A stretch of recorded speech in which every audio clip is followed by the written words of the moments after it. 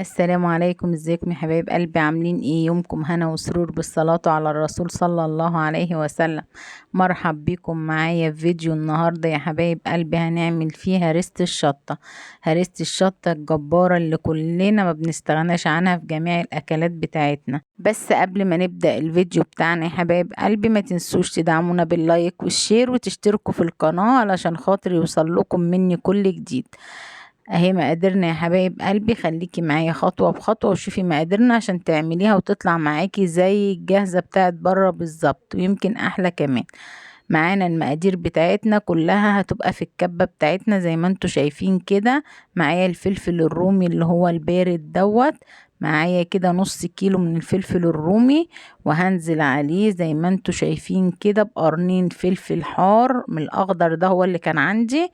انت عندك الحار الاحمر حطي، مفيش مشكلة. عندك كله حار وبتحبي الفلفل حار، مفيش مشكلة، اعملي بيه بنفس المقادير ونفس المكونات. نزلت بمعلقة من ملح الليمون زي ما انت شايفة كده، معلقة من السكر، معلقة من الشطة عشان خاطر الفلفل بتاعي دوت بارد، انا حبيتها سبايسي خفيف كده فحطيت معلقة من الشطة. وهنزل يا حبيبة قلبي زي ما انت شايفة كده بمعلقتين كبار من الخل او 3 زي ما تحبي، بس الافضل هما معلقتين كبار بس من الخل.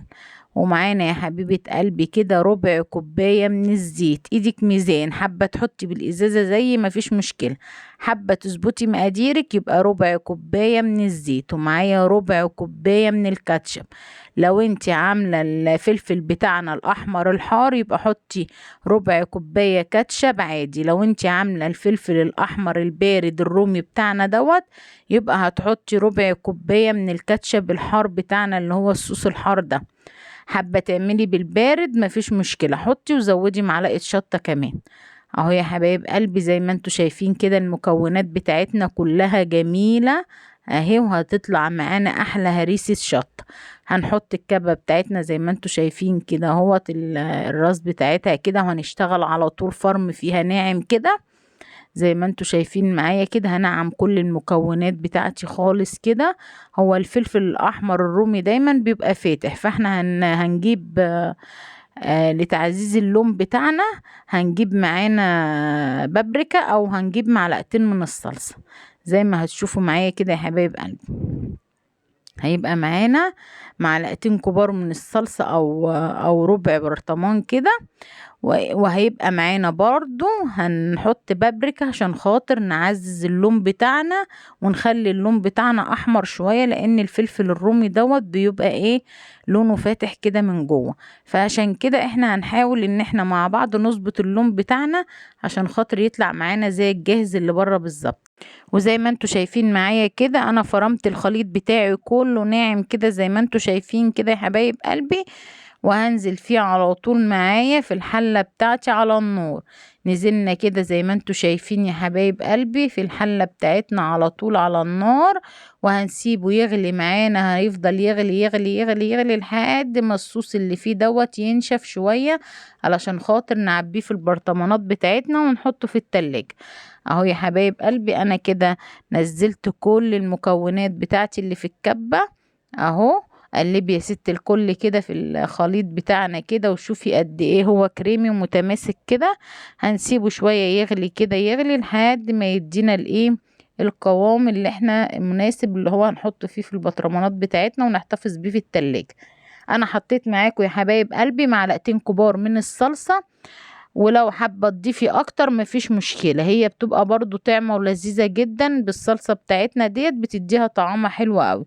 وهننزل بمعلقة كبيرة من الشطة او البابريكا زي ما تحبي، بس انا عشان الفلفل بتاعي بارد فحبيت انزل بمعلقة من الشطة. انت الفلفل بتاعك حار مفيش مشكلة، لا هتستخدمي لا شطة ولا بابريكا ولا صلصة طماطم، بس اللي تحبيه برضو، يعني حابة تضيفي بابريكا او تضيفي شطة مفيش مشكلة، بس الفلفل الحار التاني دوت بيبقى حراق بزيادة فما بتضيفيش معاه اي حاجة. وبكده زي ما انتوا شايفين هريسة الشطة بتاعتنا خلصت وبقت جميلة وكريمي خالص ووصلت للقوام اللي احنا عايزينه. هننزل فيها في البولة بتاعتنا كده، نحطها بقى زي ما انتوا شايفين كده تبرد معانا خالص، وبعدين نعبيها في البرطمانات بتاعتنا ونحطها في التلاجة على طول، نستخدمها على الكبدة وعلى جميع الاكلات اللي تحبوها.